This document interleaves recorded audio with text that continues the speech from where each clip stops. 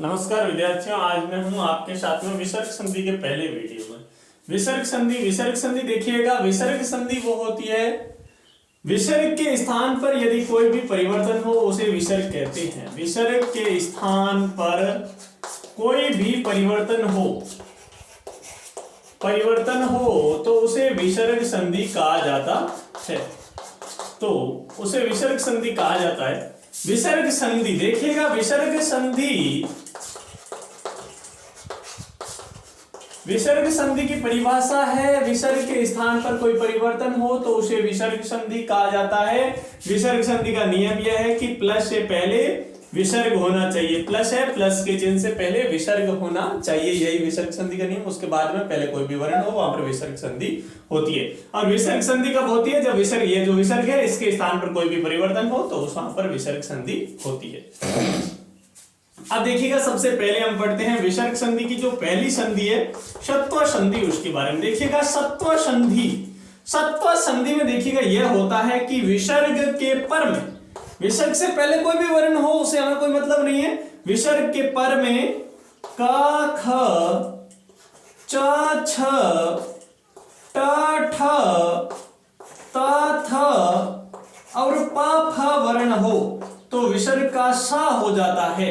विसर्ग का स हो जाता है। देखिएगा यहाँ पर षत्व संधि का मतलब यही है, विसर्ग का स होगा, या तो यह स होगा या फिर यह स होगा या फिर यह स होगा, तीनों स ही आदेश होने हैं विसर्ग विसर्ग संधि में, षत्व संधि में। तो देखिएगा हमें ये भाई विसर्ग का एक बार तो क्या होता है, विसर्जनीय से स सूत्र चलता है यहाँ पर, तो विसर्जनीय से स एक बार तो सभी वर्ग है, उसके बाद में जैसे क ख आए तो विसर्ग का यही स होगा, च छ के बाद में विसर्ग का यही स होगा, एक बार तो विसर्ग का यही स होता है। किंतु च और छ है, यदि विसर्ग के बाद में आए तो विसर्ग का यह स आदेश होता है, और ट और ठ यदि विसर्ग के बाद में आए तो विसर्ग का यह स आदेश होता है। बाकी त थ आए तो विसर्ग का यही स होगा, प फ आए तो विसर्ग का यही स होगा, और क ख आए तो भी विसर्ग का यही स आदेश होगा। मतलब देखिएगा च छ, ध्यान रखना है विसर्ग के बाद में च और छ हो तो ऐसी स्थिति विसर्ग का यह स हो जाएगा, और विसर्ग के बाद में ट और ठ है तो विसर्ग का यह आदेश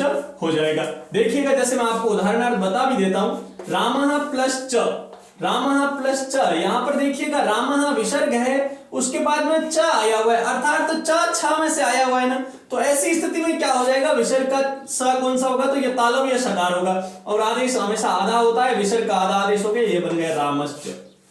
अब देखिएगा इसी प्रकार से यदि शब्द है विष्णु प्लस त्राता,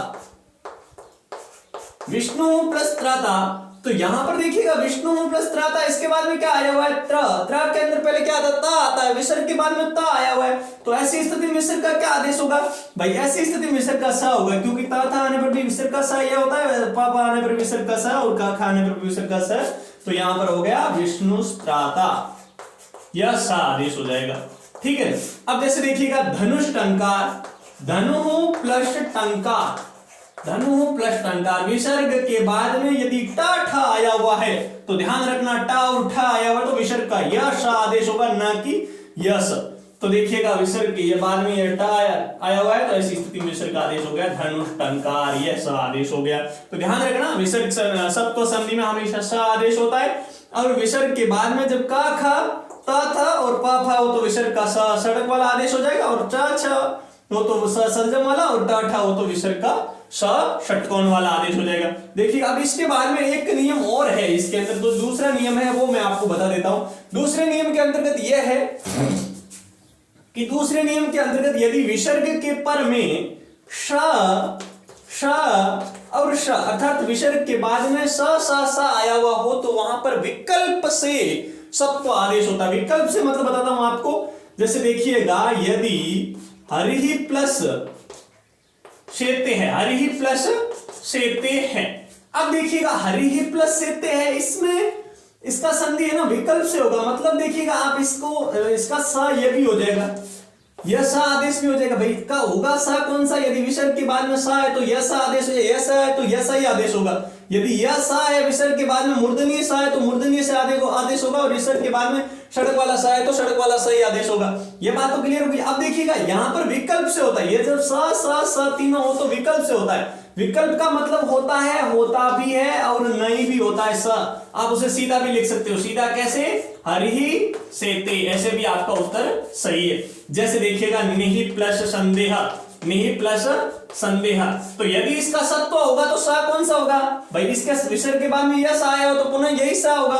तो आप इसको ऐसे भी लिख सकते हो निसंदेह, और इसको ऐसे भी लिख सकते हो निहि संदेह। तो विसर्ग के बाद में सा हो तो विकल्प से सत्व आदेश होता है, मतलब होता भी है और नहीं भी होता है। यही आपकी शब्द संधि। धन्यवाद।